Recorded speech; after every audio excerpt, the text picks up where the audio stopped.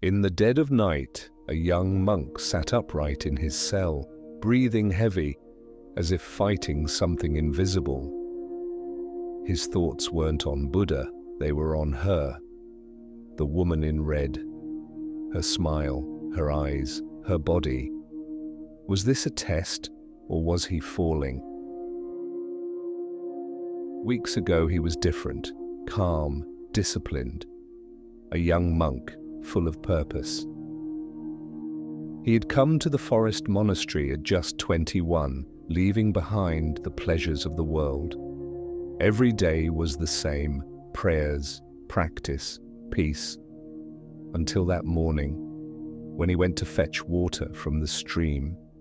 The air was crisp, birds were singing, but by the water stood a woman.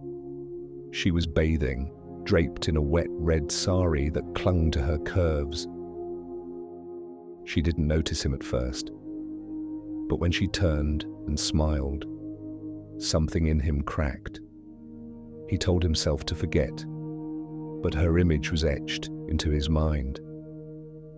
That night, as he meditated, she appeared, not as a demon, but as a desire.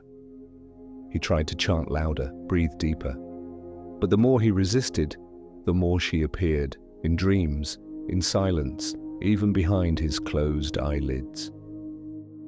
Days passed, and he returned to the stream, not for water, but for her.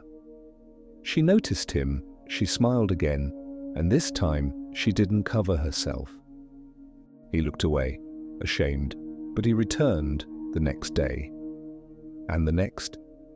He was addicted, not to her, but to the idea of her. A prisoner of his own desire. One evening, his friend found him, exhausted, pale, chanting under his breath like a madman. "What's wrong with you?" Monk couldn't speak. Only tears flowed. His friend rushed to the master. The master listened, calmly, and said, "Bring him to me. He is drowning."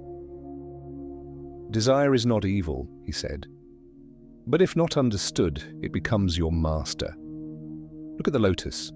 It rises from the dirtiest mud, yet it remains unstained. Do not fight the desire. See through it. Observe it, like clouds passing the moon."